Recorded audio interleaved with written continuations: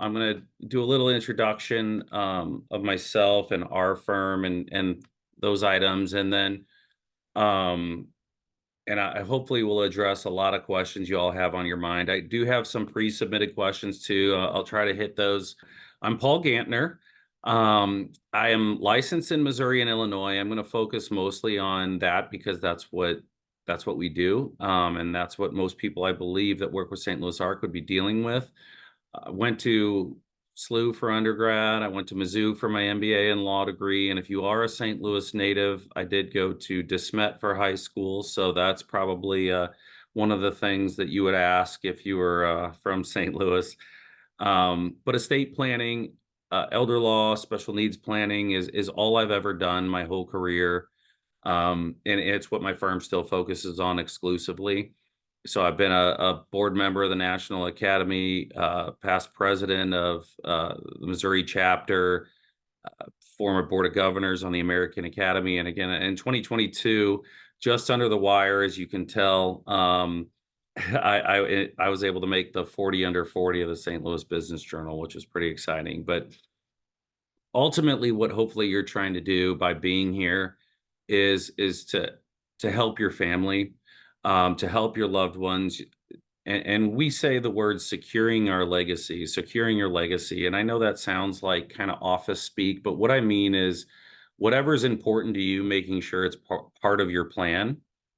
And so no two people are the same. And as Sandy mentioned, we're going to talk a lot about broad topics and generally things that should be on your radar. But a lot of the answers it's going to be specific to you. And a lot of it's going to unfortunately require a law firm. And I know a lot of people think law firm equals money and time and all these things.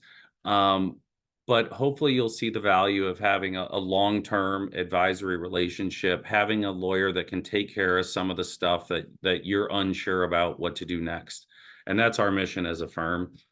Amon Gantner and Capriano is the name of the firm that I work with. We're in Sunset Hills, so that's like 270 and 44.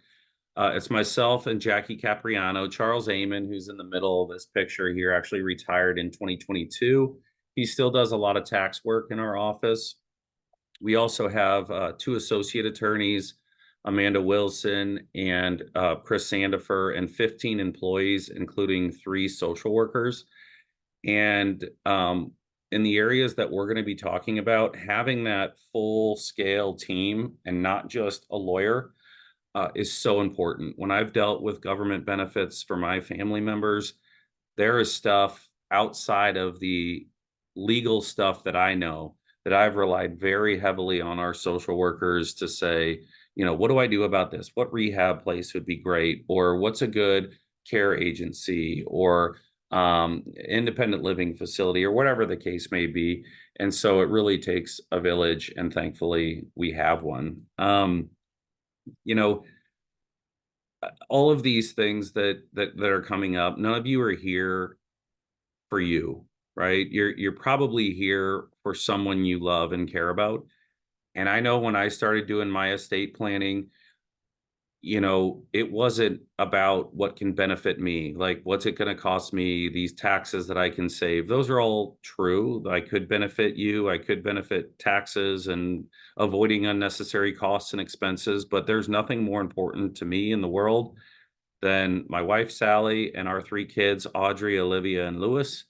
Um, and so remember when you're doing whatever kind of financial estate planning, government benefits planning, that the focus needs to always be on why are you doing this? Because it's you not for the most unselfish thing you can do is to actually take a little bit of um, time, research, money, whatever it may be, and support whoever and whatever you care about and those people that you love.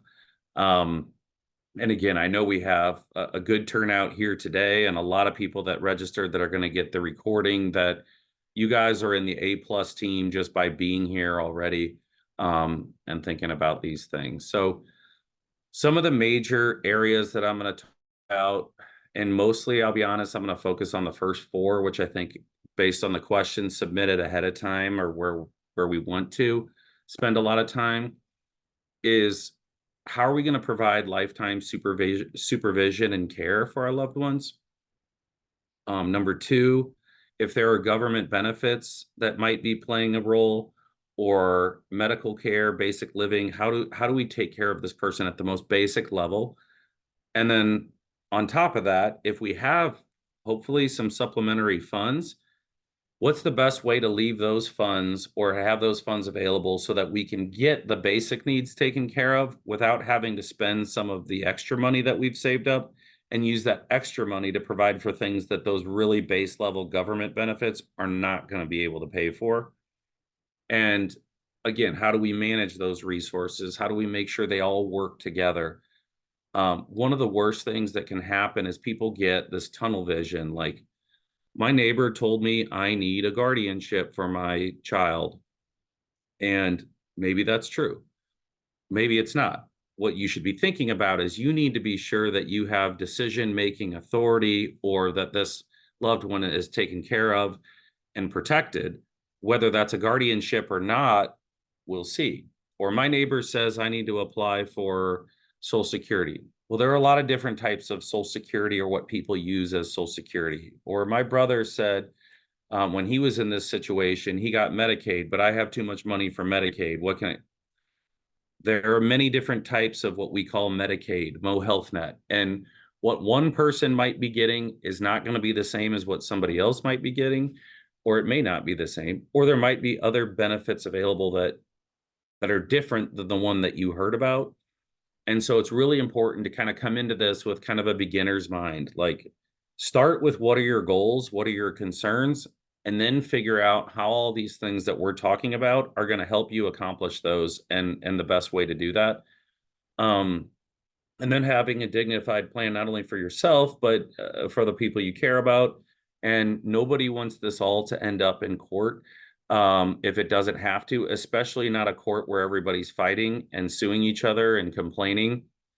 um, I went to law school to stay out of court. I went to this type of work to stay out of court. So I think if we're in court, in many cases, it's because we didn't take the ideal path, and we want to find a different option if it's available. I'm going to start with some basics. So hopefully you've heard of, and if you haven't, something called a power of attorney. And a power of attorney is when you can grant authority to someone else, an attorney in fact, which is not a legal attorney, but an agent, to make certain decisions on behalf of the person that's granting that authority, or the principal. And that is something that everyone should have. Even if you are fully able to make your own decisions, um, you need to appoint who could make decisions if all of a sudden you weren't able to make decisions, or maybe you just weren't available to make those decisions. And so, one of the things that um, I tell everybody is there is no default healthcare decision maker for a person that is 18 years or older in Missouri.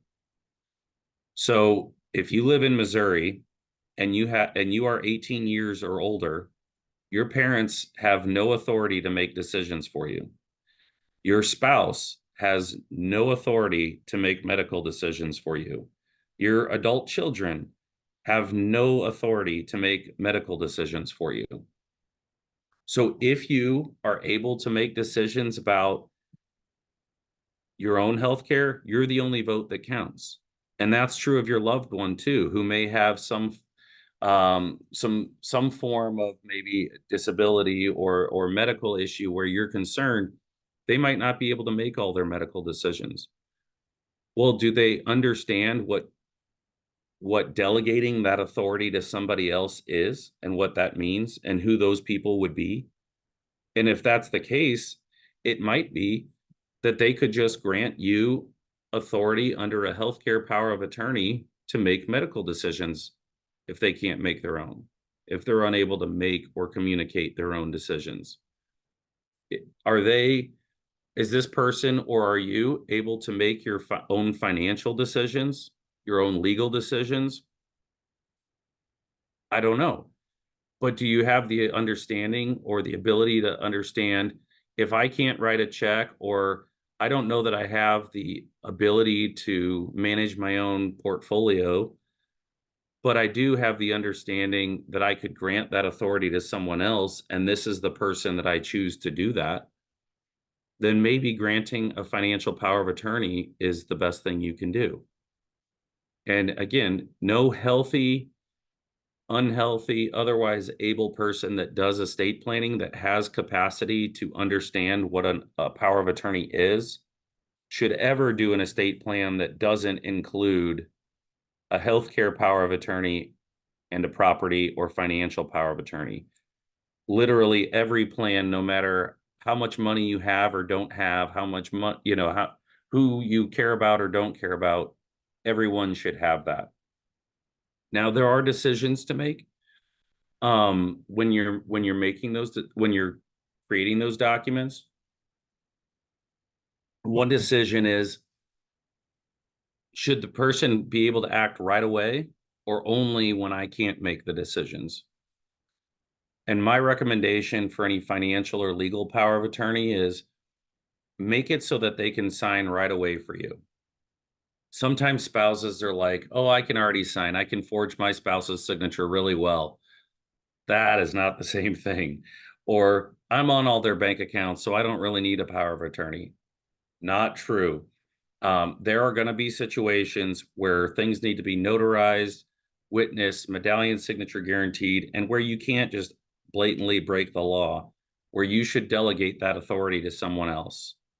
And if we have, especially a person with special needs or special concerns or considerations about financial or medical decision making, but they have the authority to, or they have the capacity to understand what is the document that I'm drafting and what power am I granting, then this is always going to be the first step.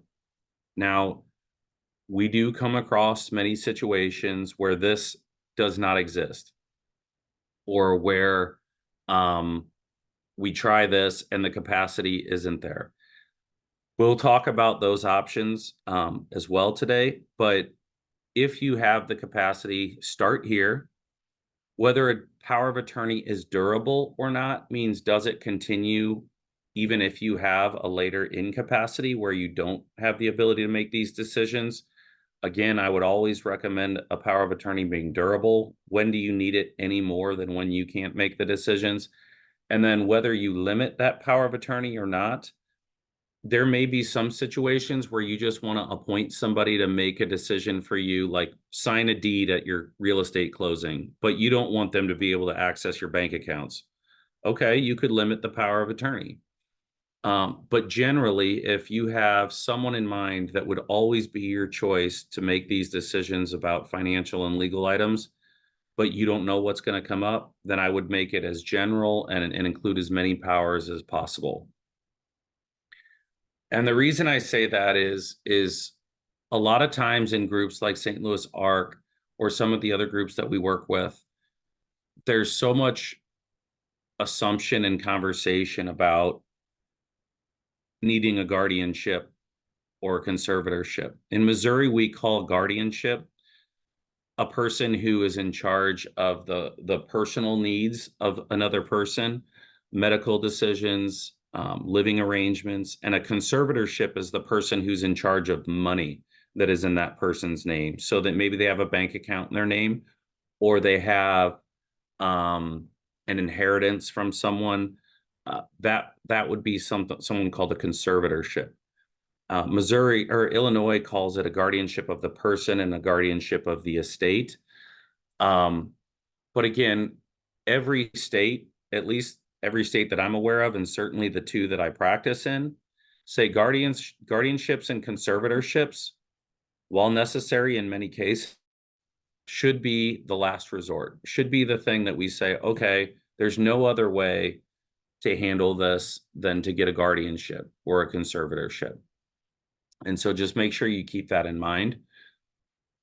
When appointing a guardian, we should always consider parenting philosophies, religious beliefs, location, geography, discipline styles, personal values, personality type, temperaments.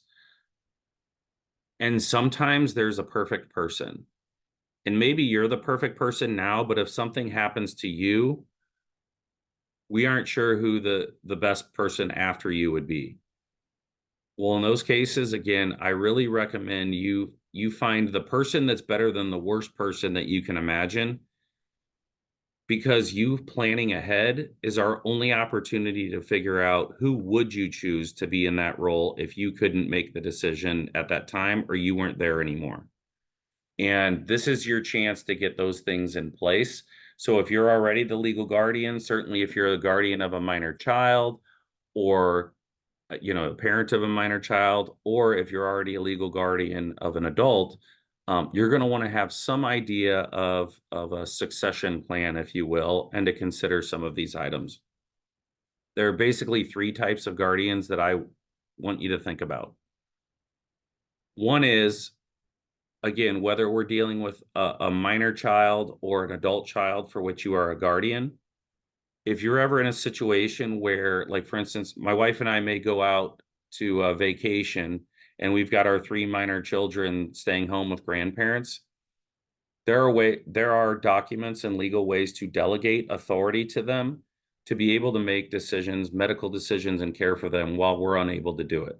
We're out of the country, or if something happened in an emergency and somebody needs temporary legal authority, consider who could serve in that role and talk to your advisors about how to grant that authority. And then, of course, there's the guardian of a minor child. Now, most times when people come to us to do estate planning when they've got small children, the main reason they do that is they say, I need to do a will. If my spouse and I, or if I, as a sole parent, get in a car accident or don't come home one night from work, I want to make sure that my child is taken care of. And most of the time, that's going to be nominated in your will. And that guardianship only lasts while they're a minor. And then when they're 18, that guardianship would end. Again, it's something that everyone with minor children should have a plan for. I also recommend to do more than just write their name on your will to say, and this person, child, we have kind of a guardianship journal that we usually recommend, where you can put down doctor's information, living arrangement, special dietary requirements. Again, I can't leave the house for 3 hours with a babysitter or even with a grandparent where we don't say what they wear to bed or when school is or whatever else. But for some reason, people in their estate planning only plan for, what's the name that I'm recommending that the court put in charge? That is not the best planning that you can do, and I encourage you to do a little bit more than that. Now, if we need a guardian for an adult, the presumption is the moment a person turns 18, regardless of medical diagnosis or anything else, that person is an adult and they are able to make decisions on their own behalf. Now, whether that's true or not is a different question.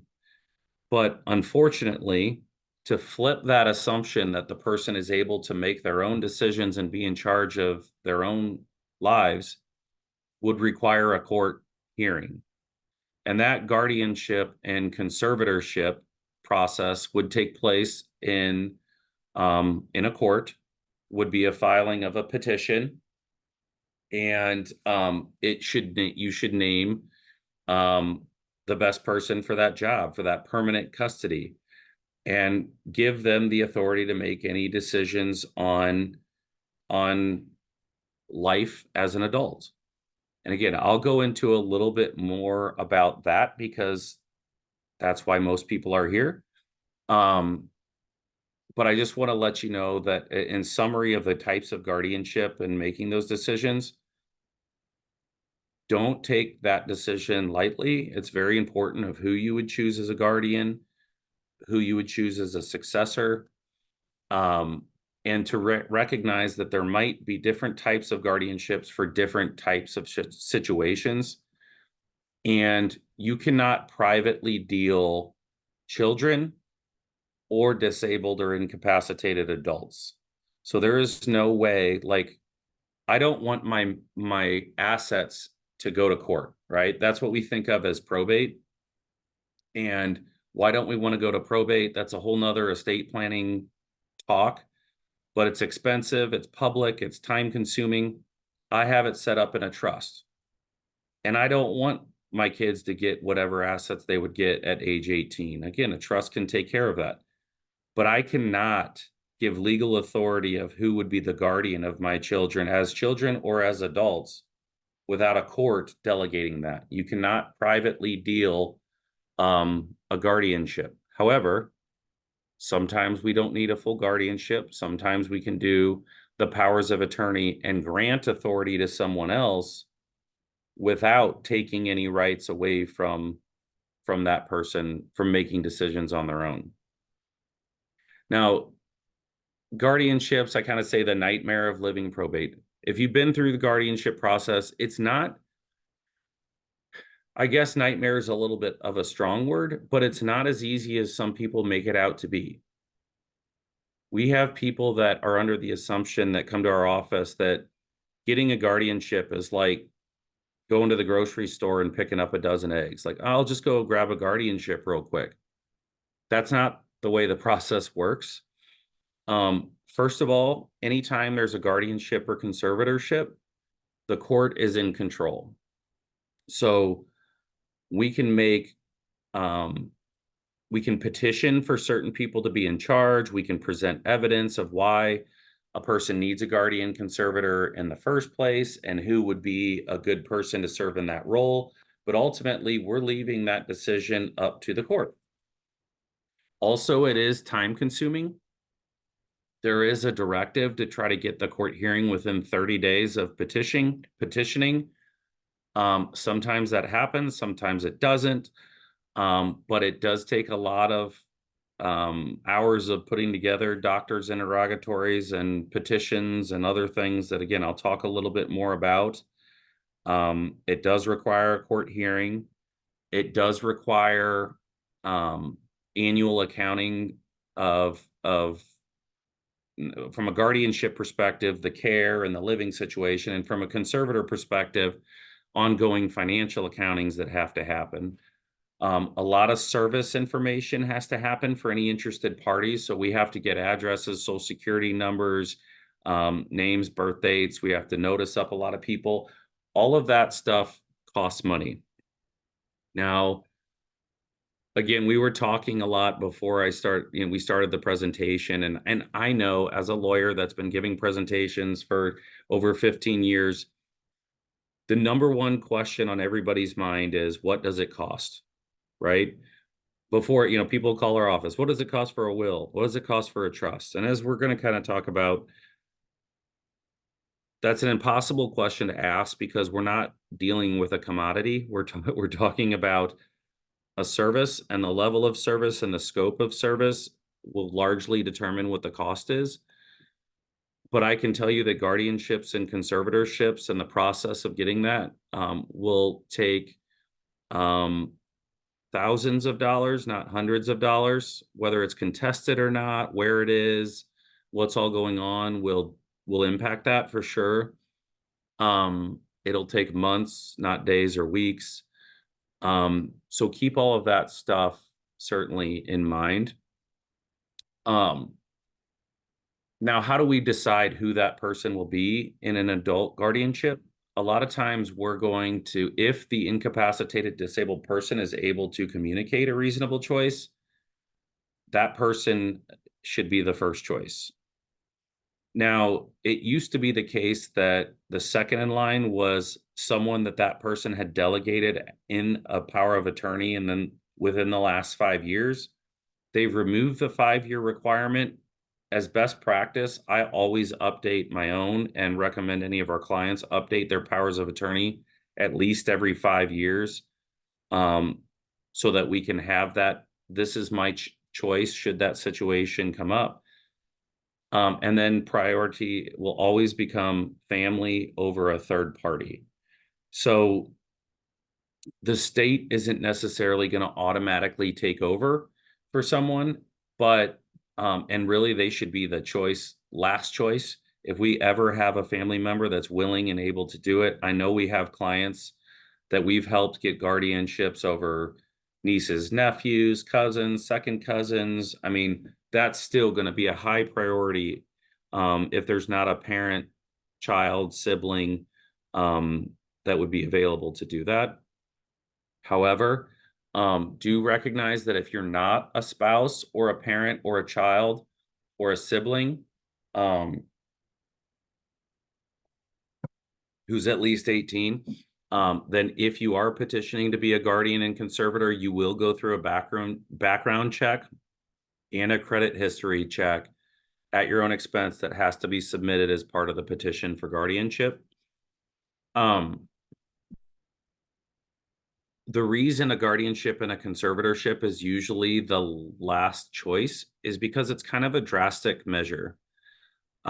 It's actually petitioning to take away rights of an adult and grant them to someone else. And if you think about, especially here in America, right? Like freedom is such a big thing, and we all want to be able to make our own decisions. Now, we recognize there may be some people that have diminished abilities to make their own decisions. And while they might be able to choose what they eat for breakfast that day, we wouldn't want to put, an advanced legal contract in front of them and assume that they can figure it out, or even like deal with buying and selling a vehicle or something like that.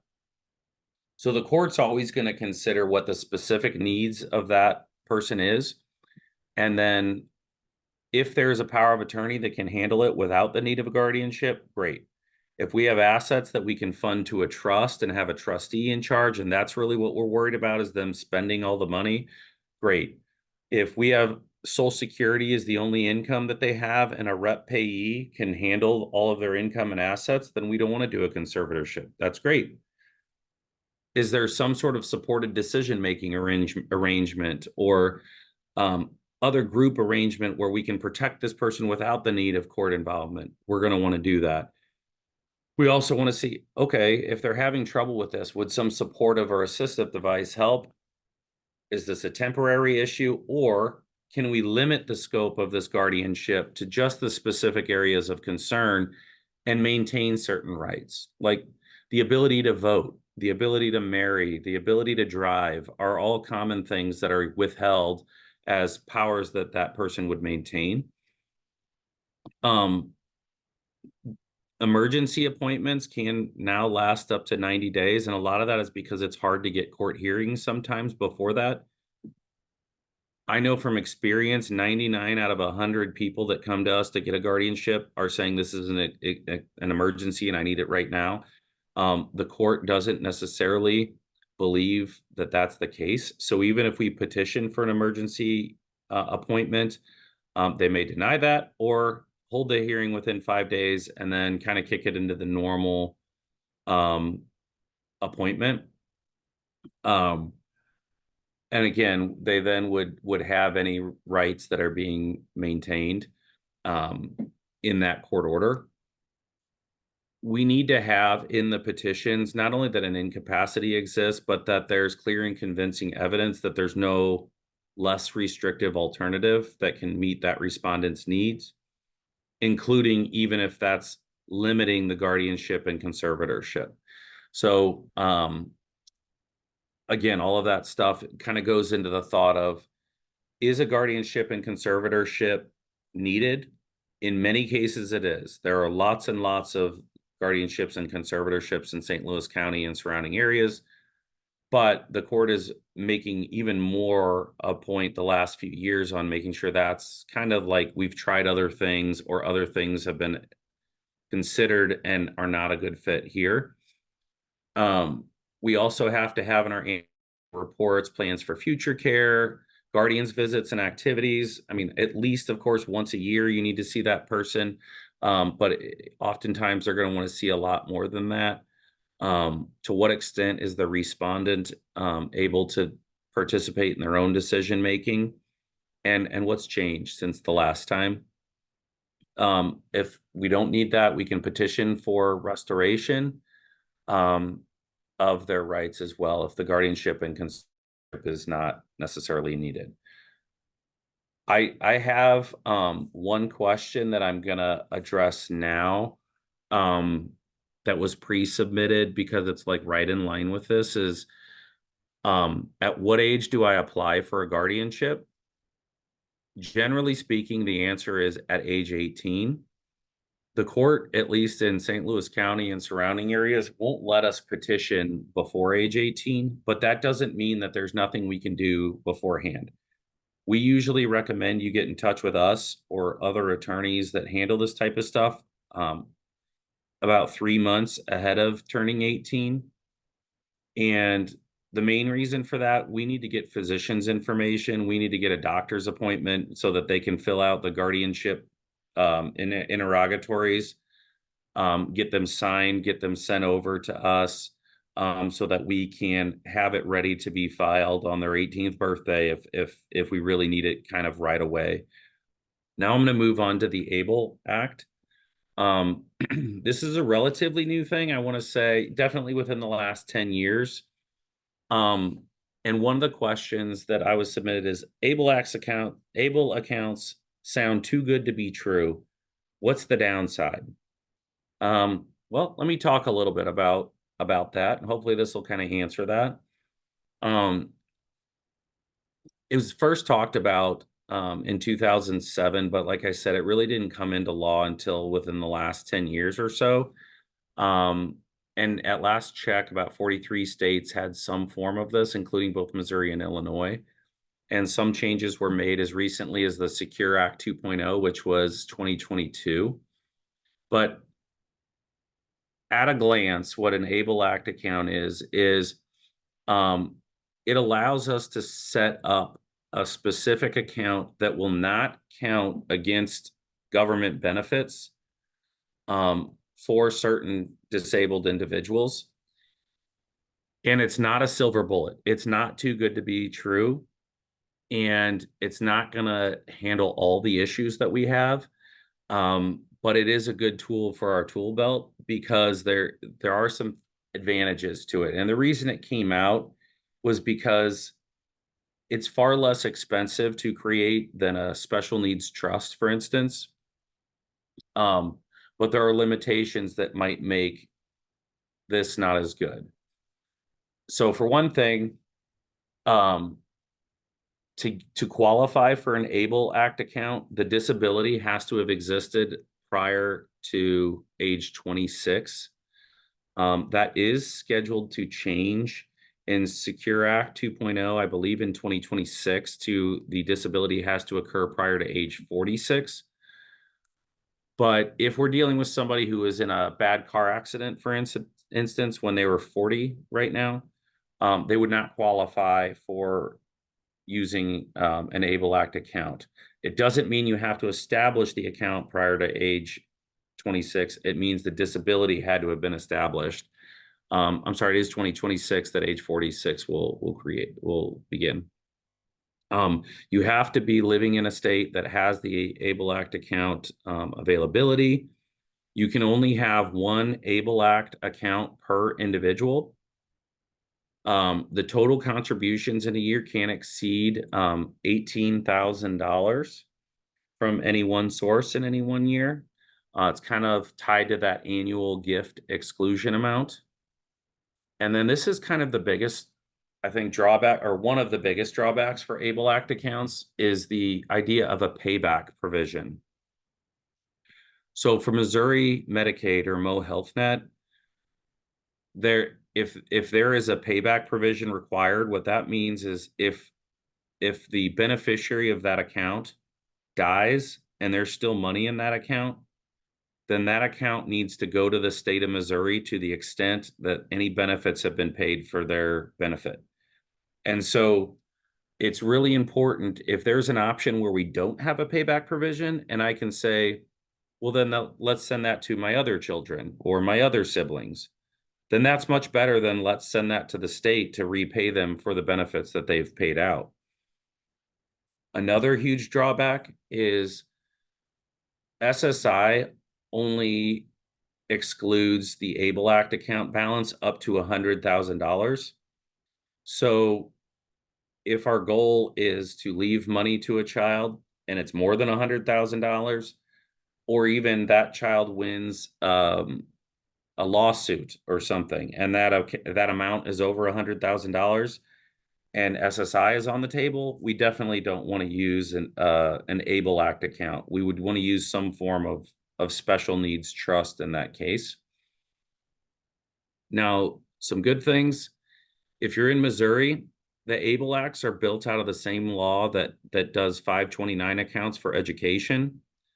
And what that means is, if you aren't familiar, if you contribute to a 529 for the benefit of a child, grandchild, or anybody else, you can deduct on your tax return up to $8,000 per year of contributions, and avoid state tax on that $8,000 and deduct for that $8,000 gift, or $16,000 if you're married filing joint. The earnings in an ABLE Act account, just like a 529, are going to grow tax-free, as long as they're used for a qualified disability expense, which I'll go into a little bit deeper. But obviously, another drawback of an ABLE Act account is the assets, in order to remain tax-free and penalty-free, have to fall within one of the qualified disability expenses, or you can't use the money out of that account for that. So again, if you want to avoid that 10% plus taxes on the earnings, make sure you've held you're familiar with what the expenses are. And again, I'll address some of those in a second. One thing to think about is, if you did start contributing to a traditional 529 for education and realize maybe this beneficiary is not going to go to college, or we aren't going to use private K through 12, and instead we want to use this for these qualified expenses, you can roll over a 529 into an ABLE Act account without taxes or penalties. But again, make sure you understand what you're doing. So how do you consider an expense qualified? You have to have incurred the expense at a time when you were considered eligible, which means the expense relates to your disability and it helps you maintain or improve your health, independence, or quality of life. So some examples, which I know is, again, what everybody's thinking. Okay, I heard the statute or the law. What does it mean? Tuition for education still counts, books, supplies, educational materials, but add to that housing expenses, rent or purchase prices, mortgage payments, real estate taxes, utilities.